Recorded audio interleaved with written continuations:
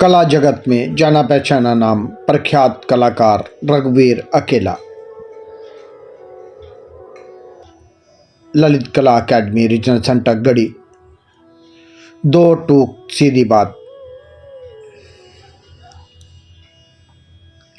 Senior artist mister रघुवीर अकेला। Interaction with prominent personalities. जनाब रघुवीर अकेला की पैदाइश 1955 महावन पुरानी गोकुल मथुरा में हुआ। आप जी एक साधारण परिवार से ताल्लुक़ रखते हैं। आप जी के वालिद साहब स्वर्गीय श्री लाला राम जी एक किसान थे और माता श्रीमती स्वर्गीय किरणा देवी एक कुशल गृहिणी थी।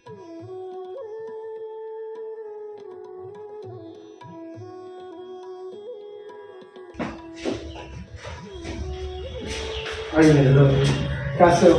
बढ़िया बढ़िया। बहुत अच्छा। बहुत अच्छा। बस ऐसे ही मैंने मेरे आप लोग अच्छा है कि आप आए। हाँ बस मन करता है आते रहो। नमस्कार, आदाब, सत श्री अकाल। मैं देवीदास खत्री दो टूक सीधी बात प्रोग्राम लेकर एक बार मैं फिर आपकी खिदमत में हाजिर हूं। जैसा कि आप जानते हैं, इस प्रोग्राम के बाबत हम आपकी मुलाकात करवाते हैं एक ऐसी शख्सियत के साथ जिन्होंने ज़िंदगी के किसी न किसी सूबे में एक ख़ास मुकाम हासिल किया, अपनी एक अलग पहचान बनाई है। आज जिस शख्सियत को हमने इस प्रोग्राम में जहनियत दी है, उनका नाम किसी तारुफ का मोहताज नहीं है। कला की दुनिया में इनके नाम को सभी जानते हैं। आज हमारे साथ बेहद ही खास मेहमान, जाने माने चित्रकार रघुवीर अकेला जी हमारे स्टूडियो में विराजमान है। नमस्कार रघुवीर अकेला जी, दो टूक सीधी बात प्रोग्राम में आपका स्वागत है। नमस्कार, धन्यवाद। सबसे पहले आप बताइए कि आपका जन्म कहाँ हुआ और उस वक्त आपका पारिवारिक माहौल कला के प्रति कैसा था? मेरा जन्म महावन पुरानी गोकुल मथुरा में हुआ है। वहाँ मेरे पिताजी खेतीबाड़ी करते थे और सबसे पहले मेरे को शौक जो ना इस कल्चर का था। हम खेतों पे जो ना कहीं भी मिट्टी मिल जाए वैसे जो ना अपनी मूर्तियाँ बनाते रहना, यही चलता रहता था। फिर स्कूल में पढ़ाई जैसे ही शुरू कर दी तो उसमें फिर एक आर्ट बनाने का बहुत शौक शुरू से ही रहा। और स्टार्टिंग में आपको कैसे प्रेरणा मिली और आपने कहाँ से सीखा?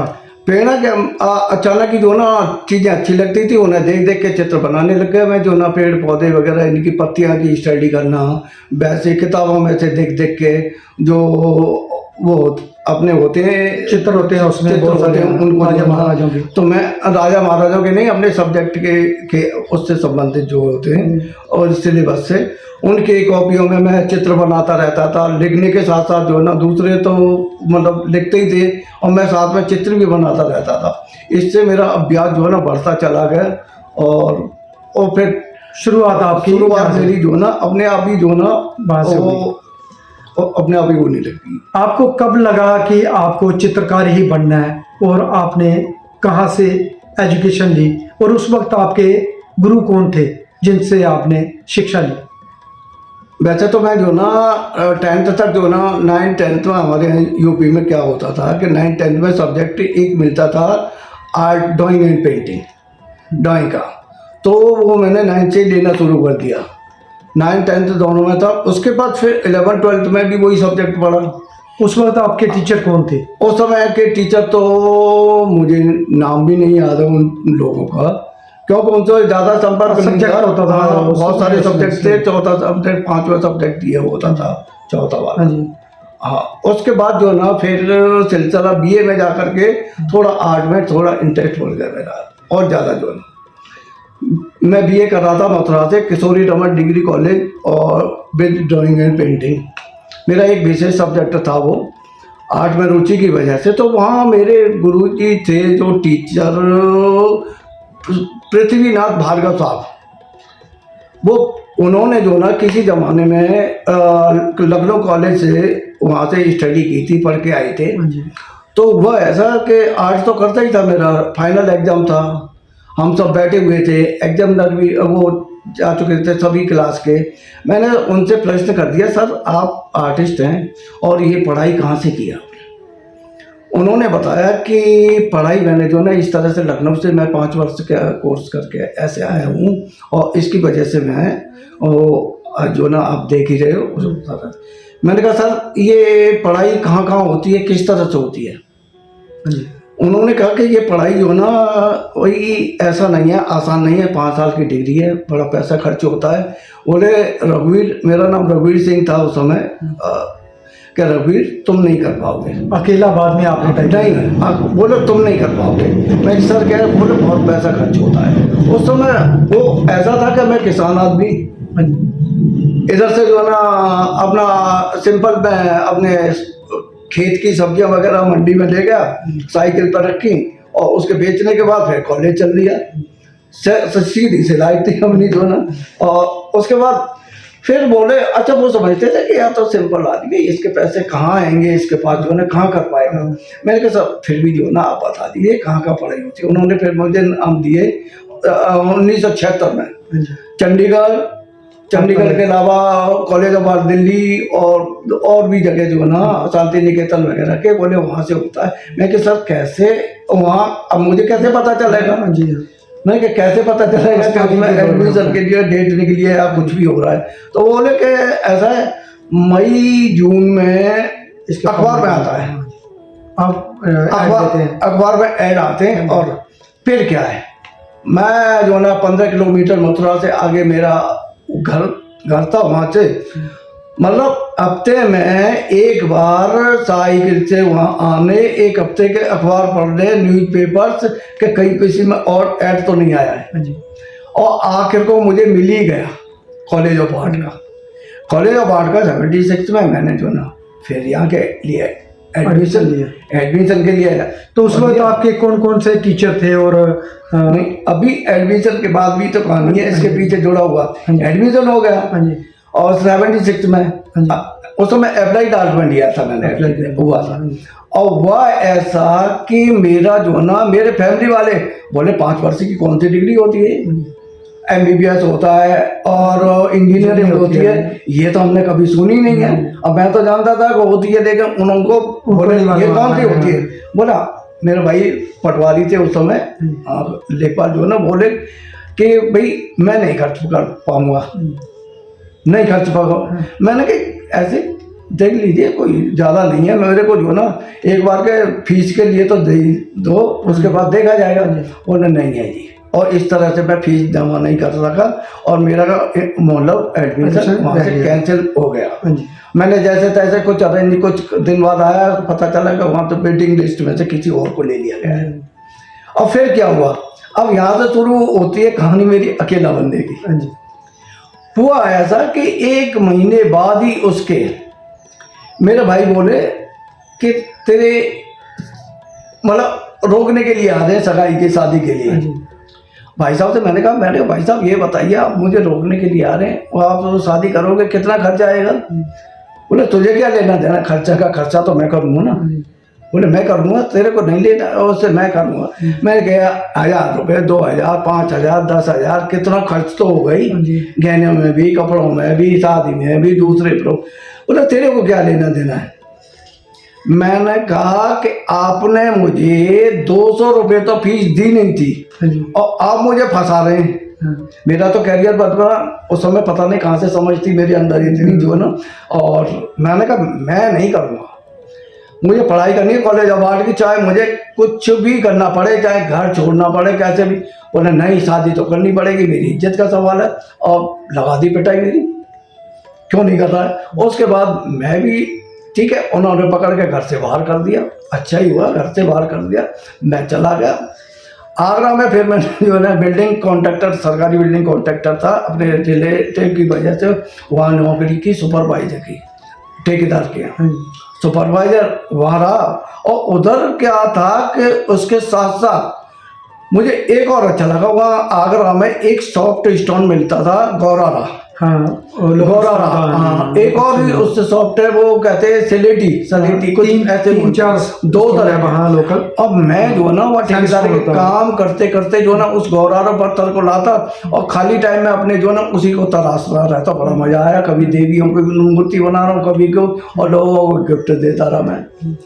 वैसे तो सबसे पहली मूर्ति ये मेरा जो ना, फिर वहाँ से शुरू हुआ मेरा जो ना नाम। फिर मैंने कहा मैं अकेले दम पर जो ना अब वो पढ़ाई करूँगा कॉलेज ऑफ आर्ट दिल्ली में।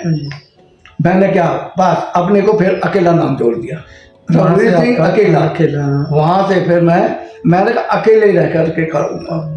फिर ऐसा हुआ कि फिर बाद में जो ना मेरे भाई जो ना खुद मुझे ले आए 1 साल बाद, अच्छा चल तेरा एडमिशन करा देंगे इस बार जो ना 77 में दिया, फिर नहीं हुआ। फिर 78 में पे मेरे गुरुजी मथुरा वाले बोले कि रघुवीर ऐसा करता तुम जो है ना पेंटिंग में लो ना, पेंटिंग वाले स्कल्पचर भी कर सकते हो। उन्होंने जैसे गाइड दिया को तुम पेंटिंग में अच्छी करते हो, पेंटिंग क्यों नहीं ली, तुम जो ना एप्लाइड में क्यों जाना चाहते हो। तो मैंने कहा सर, और उनका आशीर्वाद था कि मैंने जो ना फिर उनके कहने पर पेंटिंग में ही एडमिशन लिया और मेरा हो भी गया। हो सकता है इसीलिए रुक गया होगा 76 में जो ना ये जो ना। फिर तो कॉलेज ऑफ आर्ट में आते ही जो ना वो सिलसिला शुरू हुआ कि मैं जो ना फर्स्ट ईयर, सेकंड ईयर और थर्ड ईयर में तो मेरे को प्राइज मिल गया इस कॉलेज का अवार्ड।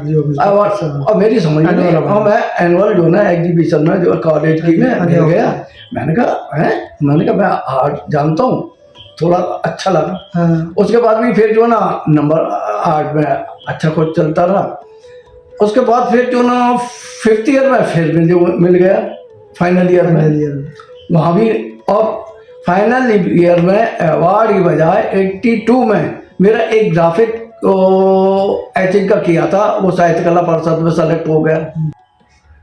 रघुवीर अकेला जी, सबसे पहले आप बताइए कि आप किस विषय को लेकर अपना कार्य करते हैं, और जब आप कॉलेज में थे कौन कौन से आपके टीचर थे या कौन कौन से गुरु थे जिनकी प्रेरणा अपने काम के प्रति आपको मिली और उनका असर भी आपके कार्य पे पड़ा, जरा संक्षेप में बताइए।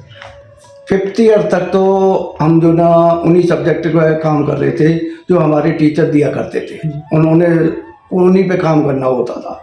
और सबसे पहले मेरी क्लास जो दी थी, मैं जैसे ही कैलाश में एंटर हुआ थोड़ा देर से पहुंचा, विश्वनाथ मुखर्जी प्रिंसिपल हुआ करते उस पीरियड में 1778 में, और उनके साथ श्री गणेश लाल जी और उनके साथ जो ना 1st ईयर की क्लास ली गई थी। उसके बाद उन्होंने कहा कि ड्राइंग के लिए कुछ एलिमेंट वो रखे थे ऑब्जेक्ट ड्राइंग, और मैंने कह दिया। मुखर्जी साहब बोले, प्रिंसिपल साहब वो हमारे, कि रघुवीर तुम्हारा तो ड्राइंग हो गई और प्रैक्टिस मेरे से पहले ही थी इसकी जो ना ऑब्जेक्ट ड्राइंग की।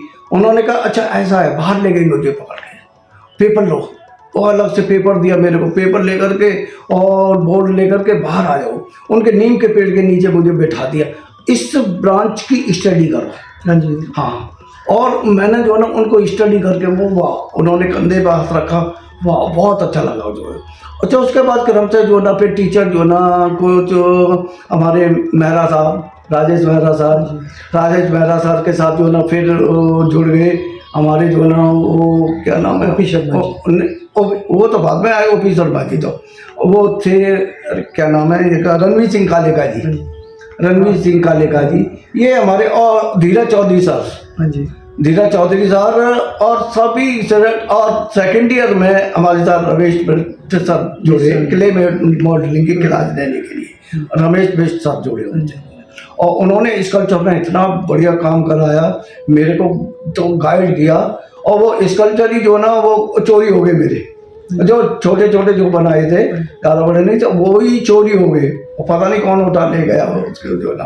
तो कहने मतलब मेरा फिर आर्ट में इंटरेस्ट वहाँ पे बढ़ता चला गया। और 5th ईयर में कुछ सब्जेक्ट थे उन पर जो ना स्ट्रगल, मैंने ऑयल में पेंटिंग की, उस समय ऑयल ही चल रहा था एक्रेलिक। तो आप किस किस मीडियम में काम करते हैं इस समय मैं जो ना इस समय वैसे तो मैंने कॉलेज के बाद सब मीडियम में कॉलेज करना पड़ता है जी। ग्राफिक ही किया है। इसमें सिल्क स्क्रीन सबसे ज़्यादा 5th ईयर में मैंने सिल्क स्क्रीन में बहुत काम किया जय सर के साथ, जरूर जय सर के साथ। और उनके साथ वो एक्सपेरिमेंट किए, कभी पॉलीथीन चिपका के, कभी पेड़ पौधे की, उन्हीं को डायरेक्ट एक्सपोज करके। और मेरे पास अभी भी वो काम इतने बेहतरीन कहूँगा मैं, उनके गाइड किए हुए जो कर सकता हूँ अभी भी। उसे लोग करते नहीं है, लेकिन करना चाहिए। जो वो टेक्निक है अभी भी मैंने किए हैं। और कुछ एलिमेंट रख करके उन्हें डायरेक्ट ड्राइंग करने की बजाय उन्हीं को एक्सपोज करके फिर प्रिंट निकाला जाए तो टेक्सचर लाइन भी आती है, धागा डाल दिया लाइन हो गई, वैसे टेक्सचर बन गया। सेरीग्राफी, हाँ सेरीग्राफी में बड़ा बहुत इंटरेस्टिंग। और वुड कट भी किया मैंने, कॉलेज से वुड कट किया 5th ईयर में जो ना वुड कट भी किया। अच्छे काम हुए। वो काम तो मेरे कॉलेज के जितने भी थे सारे बिके, वो जितने भी किए ना। और उसके बाद जो है वो चलता रहा, मैं चला अपना स्क्रीन प्रिंटिंग, फिर ऑयल पेंटिंग वो भी साथ साथ चलता था। दिल्ली गवर्नमेंट स्कूल में जो ना मैं टीचर लग गया 76 में, 86 में, सॉरी 86 में। और वहाँ से वो कंटिन्यू चलता रहा। उसके साथ आर्ट भी चलती रही मेरी जो ना, और आर्ट को कभी नहीं छोड़ा। थोड़ा कम काम हुआ लेकिन मैं काम किया मैंने। आपने जॉब कहाँ किया? डायरेक्टर ऑफ एजुकेशन दिल्ली में ड्राइंग टीचर लगा था और लेक्चरर रिटायर हुआ वहाँ से 2015 में। जॉब भी करते रहे और साथ में अपना कार्य भी करते रहा, दोनों चीजें जो ना मैं कंटिन्यू उनसे जोड़ा रहा हमेशा। मैंने आर्ट कम हुआ लेकिन आर्ट को छोड़ा नहीं। हाँ जी।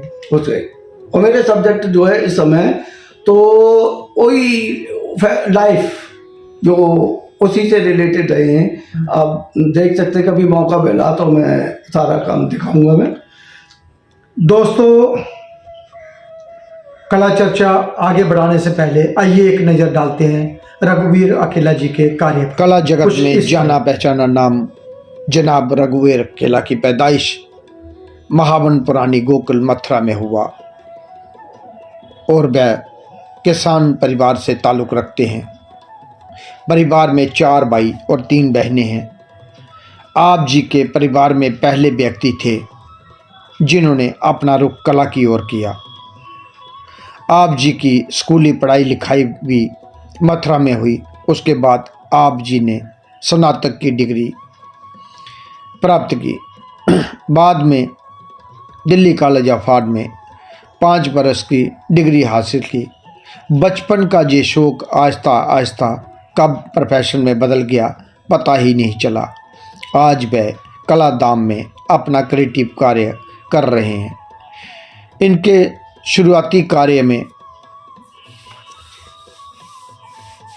मथुरा शैली की झलक नजर आती है।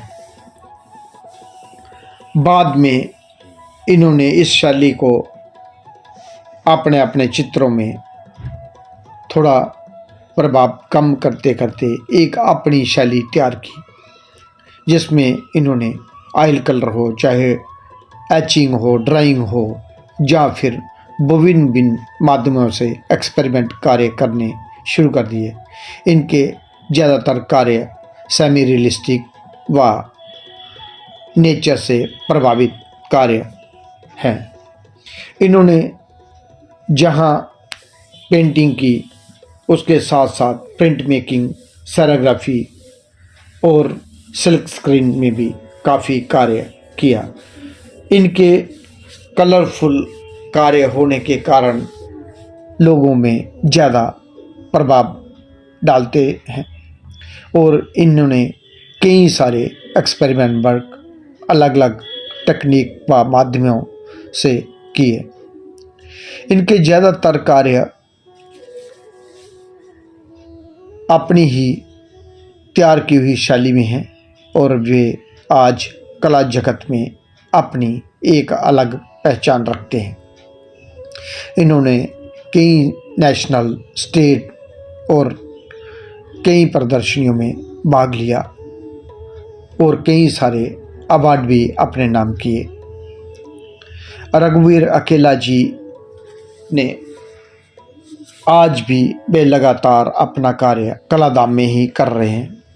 कुदरत की गोद में बैठकर इन्होंने कुदरत के ही आसपास बिखरे हुए नेचर के एलिमेंटों को ही अपना कला का माध्यम बनाया और उसको ही अपनी कैनवस पे हूबहू उतारना शुरू कर दिया।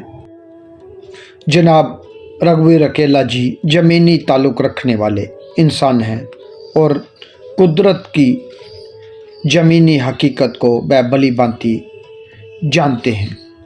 जनाब रघुवीर अकेला जी कुदरत की गोद में बैठकर कुदरत की बनाई हुई कायनात के उसके आसपास दिखने वाली प्रकृति की चीज़ों को ही अपनी अभिव्यक्ति का अभूतपूर्व जरिया बनाकर विभिन्न विभिन्न माध्यमों में अपने कार्य करते हैं। जनाब रघुवीर अकेला जी जहाँ वे चित्रकारी करते हैं वहीं वे कवि भी हैं और कई कविताएं उन्होंने लिखी हैं और कई पत्रिकाओं में भी उनके ये कविताओं छपी हुई हैं। आज वह कलादाम में अपने परिवार के साथ रहकर अपनी सुकून की ज़िंदगी बसर कर रहे हैं। रघुवीर अकेला जी, अब तक आपने कहाँ कहाँ प्रदर्शनियाँ की, सरकारी व गैर सरकारी संस्थाओं में, जरा संक्षेप में बताइए। सबसे पहले मैं साहित्य कला परिषद से जुड़ा। साहित्य कला परिषद की एनुअल एग्जीबिशन में लगातार मैं काम देता रहा 82 से ही, और उसमें मेरे काम भी डिस्प्ले होते रहे। उसके बाद जुड़ा आईफेक्स से। आईफेक्स में भी मेरे लगातार काम लगते रहे। उसके बाद फिर वो ललित कला हमारा ग्रुप बना, हमारा 5 लोगों का। मैं, ईशान बागुना और स्नेह सिंह, एक हमारे दिलबाग सिंह गिल नहीं रहे वो, और देवेंद्र नायक, इन लोगों का, हमारा 5 लोगों का एक बहुत बढ़िया ग्रुप था। तो हमने उस ग्रुप के थ्रू जो ना एग्जीबिशन की जयपुर में, ललित कला अकादमी दिल्ली में और मुंबई में भी एक शो किया, जो हमारा 5 लोगों का बहुत फेमस शो हुआ करता था उस टाइम में जो ना। और उसके बाद जो ना ग्रुप शो तो पता नहीं अनगिनत ग्रुप जो मैं पार्ट तो काम लोग मांगते रहे और मैं देता रहा और लगते ही रहे ग्रुप। वैसे एग्जीबिशन में मैंने कुछ एग्जीबिशन खुद भी की हैं, सोलो एग्जीबिशन मैंने सिर्फ 1-2 की हैं। 93 में त्रिवेणी में ग्राफिक की थी और 98 में ग्राफिक पेंटिंग दोनों की थी, सिल्क स्क्रीन पेंटिंग दोनों की थी। और अच्छा था, काम भी बिके, बढ़िया लगा, बहुत अच्छा। और उसके बाद जो ना फिर मैं काम करता रहा तो काम इकट्ठे ही नहीं कर पाया, बिकते रहे इधर उधर लोग, और ये नहीं पता मुझे कहाँ कौन ले गया। रघुवीर अकेला जी, अब तक आपको कहाँ कहाँ अवार्ड व फेलोशिप व स्कॉलरशिप मिले, जरा उनके बारे में संक्षेप में बताइए। सबसे पहला अवार्ड तो मुझे कॉलेज ऑफ आर्ट में 2nd ईयर में मिला था, फर्स्ट अवार्ड। और उसके बाद जो ना फाइनल ईयर 5th ईयर में मिला, वो भी सिल्क स्क्रीन पेंटिंग में, वो दूसरी बार मिला वो अवार्ड। और इन अवार्ड से मुझे लगा कि शायद मैं कुछ काम आर्ट जानता हूँ और मेरी एक हिम्मत बढ़ गई और काम में बढ़ावा होता चला गया। और एक उसमें अवार्ड जो ना इसके बाद मिला मुझे साहित्य कला परिषद का, सन याद नहीं है। और उसके बाद फिर ऑल इंडिया एग्जीबिशन वहाँ उसका जयपुर ललित कला अकादमी का मिला, शायद 95 में वो मिला मुझे। और इसके अलावा 86 में एचिंग में, 86 में मैंने कोई किसी ने मांगा था, मैंने ग्रुप उसमें जेमिनी राय जी की 100वीं वर्षगांठ में कोई एग्जीबिशन होनी थी वहाँ कलकत्ता में, वहाँ उस काम को भेजा। और मुझे बाद में पता चला कि इसी मैगजीन में कि वहाँ मेरा नाम अवार्ड में छपा हुआ है। और मुझे बड़ा अच्छा लगा कि पता तो देर से लगा, लेकिन और सर्टिफिकेट मेरे पास आया था, अवार्ड सर्टिफिकेट, बहुत अच्छा लगा। और मैं काम से इस तरह से जो ना बहुत प्रोत्साहित हुआ अवार्ड के। फेलो से मैंने अप्लाई नहीं किया तो मिलती कहाँ से, इसलिए कभी भी नहीं किया मैंने। ना भी ये कर सकते हो, मिनिस्ट्री ऑफ कल्चर के सीनियर फेलोशिप आपकी एज भी हो रही है। हाँ, इसमें एज तो इस समय है। हाँ तो अभी हाल ही में निकला, मैंने आपको भेजा भी है, हाँ, आपने अब भेजा अप्लाई था। करो, 31 मार्च से उसका लास्ट। अच्छा अच्छा, ठीक ठीक, जरूर जरूर। रघुवर अकेला जी, अब तक आपके कहाँ कहाँ कार्य सेल हुए, जहाँ किन किन संग्रहालयों में, सरकारी व गैर सरकारी में आपका कार्य लगा हुआ है, जरा उनके बारे में संक्षेप में बताइए। काम सेल का तो एक कला मेला लगा था, शायद 86 की बात है। पहला सबसे काम ललित कला की टीम ने ही खरीदा था, वुडकट था मेरा, और पहला काम तो वो बिका मेरा। और उसके बाद काम तो सिल्की सिंह पेंटिंग के मेरे दोनों एग्जीबिशन में 93 98 वाली दोनों बिके। जयपुर में एक ग्रुप शो था, मेरे काम वहाँ से भी बिके, और मुंबई में हमारा ग्रुप था, वहाँ से भी बिकते रहे काम जो है ना मेरे, जो ना इसकी पेंटिंग जो है ना।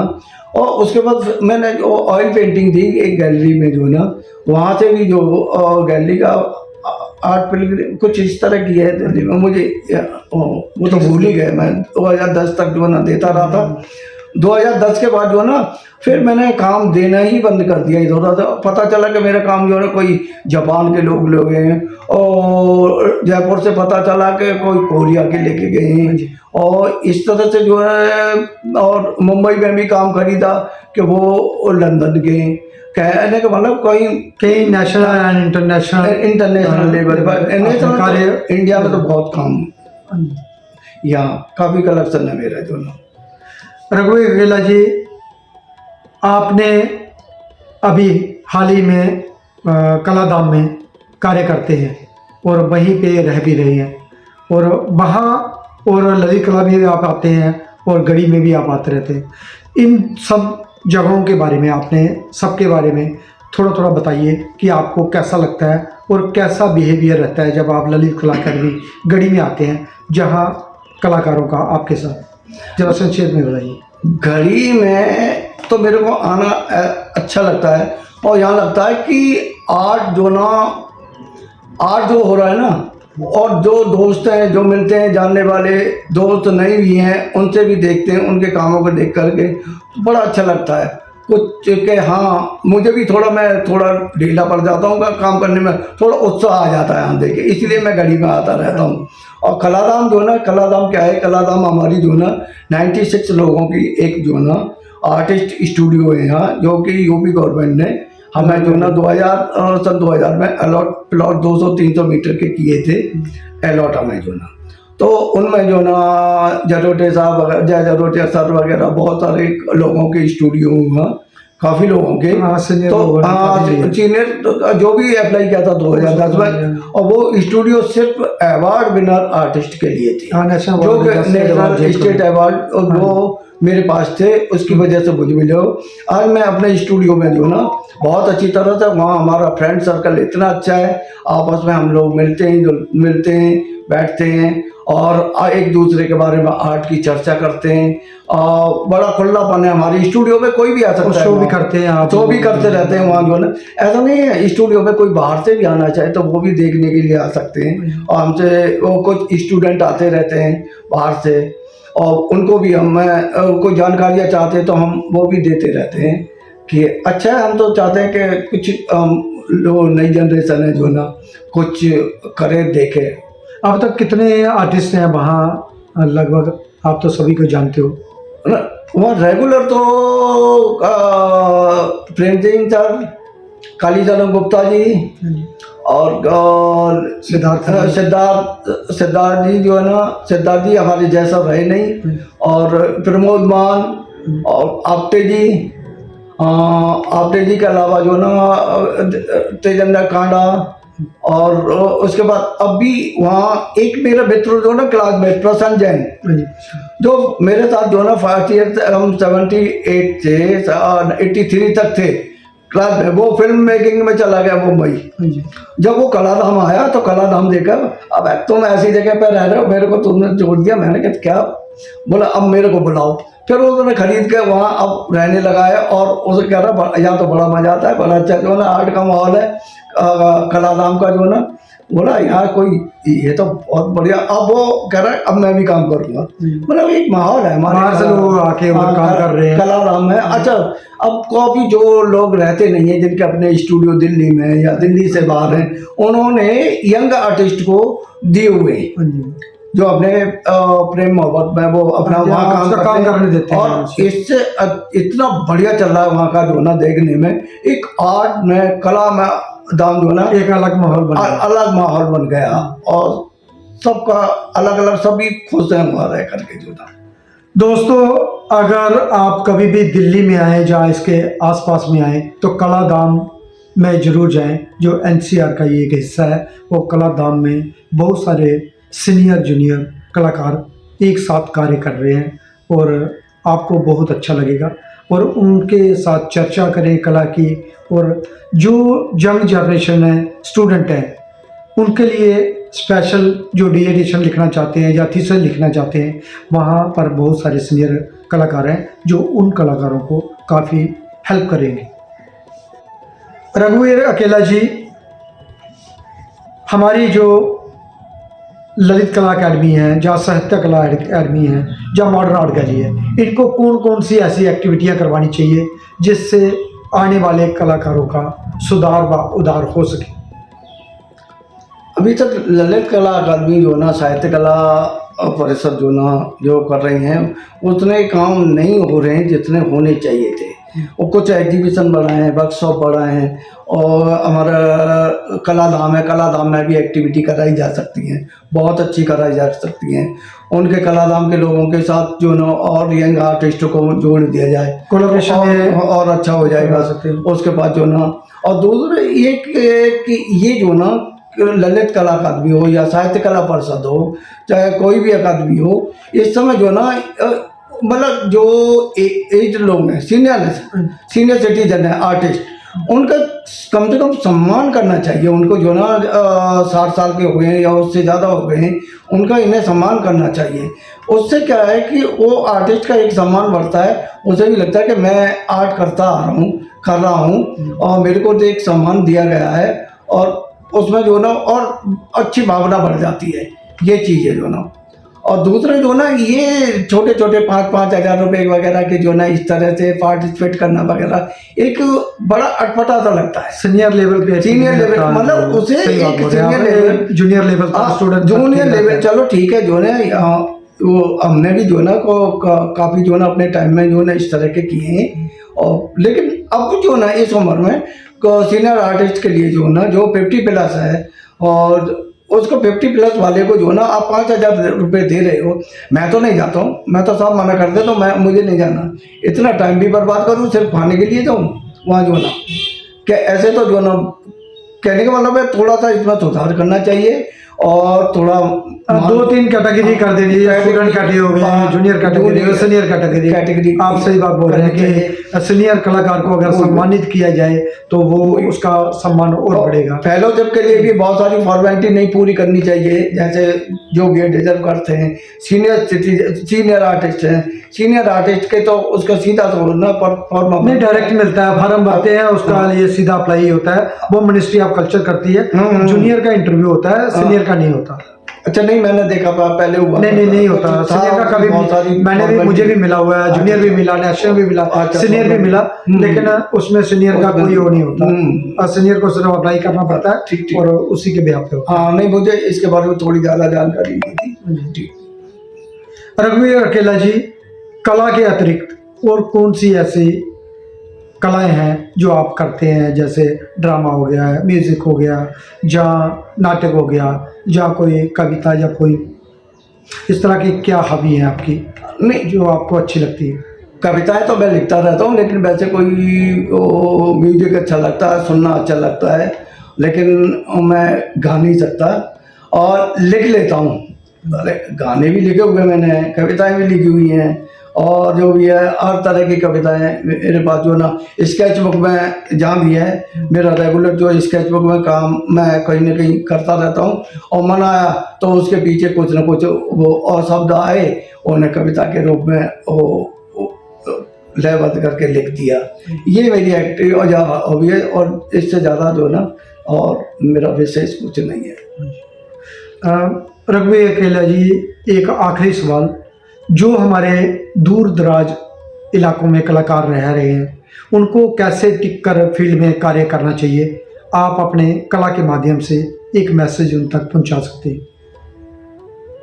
दूर दराज के आर्टिस्टों मैंने देखा है, गांव देहात में भी एक से एक अच्छे काम करने वाले पड़े हुए हैं, लेकिन उन तक हम पहुंच नहीं पाते, वो समझ नहीं पाते। जैसे मैं जो है ना, मेरी फैमिली में वैसे जो मेरे देखा था चाचा अच्छा आर्ट करते थे, अभी भी मैं देखता हूँ, उन तक जो है ना आर्ट को यहाँ से शहर से ले करके उसको गांव तक, छोटे नगरों तक बढ़ावा दिया जाना चाहिए। वहाँ भी ललित कला अकादमी अपना जो है ना सब सेंटर खोले, कुछ करे और वहाँ लोगों को जोड़ना चाहिए।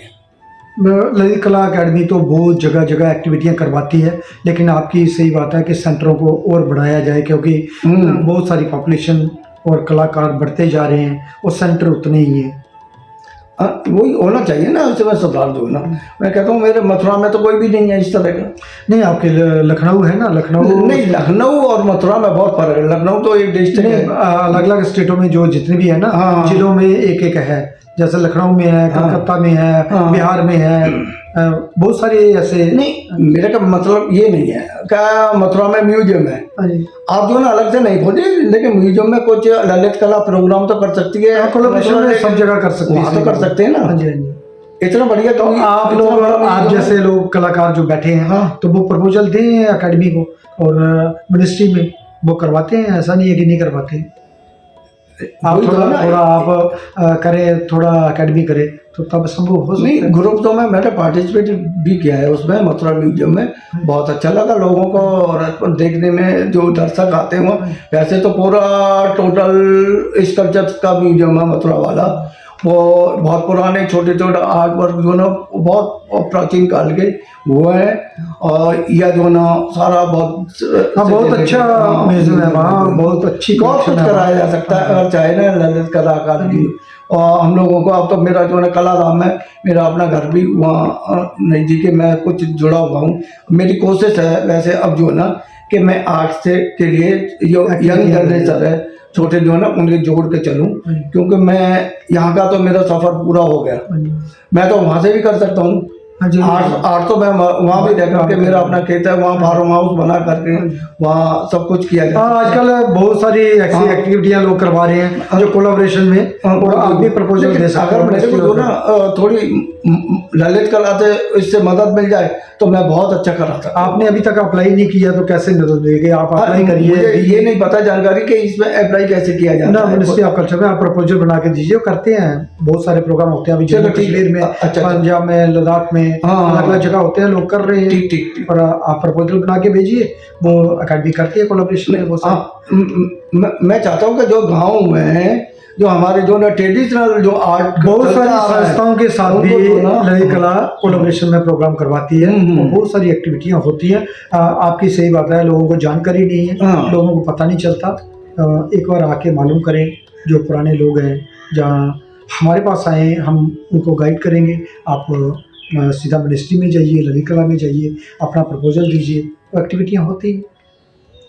चलो अभी मैं रघुवीर अकेला जी, एक आखिरी सवाल, अब तक ऐसी कोई बात जो हमने आपसे ना पूछी हो, जहाँ आपके मन में हो, आप हमारे चैनल के माध्यम में संदेश देना चाहते हैं, कोई भी वो दे सकते हैं।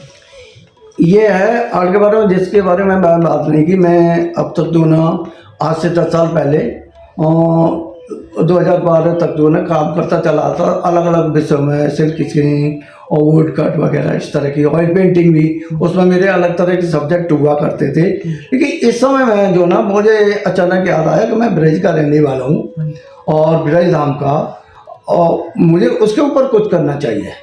तो ऑयल पेंटिंग में मैंने जो ना फिर शुरू किया कैनवस का काम, जो है ना मेरी उसमें थीम रही ना राधा और प्रकृति, शांति, राधा कृष्ण, बांसुरी और मोर और मैडल।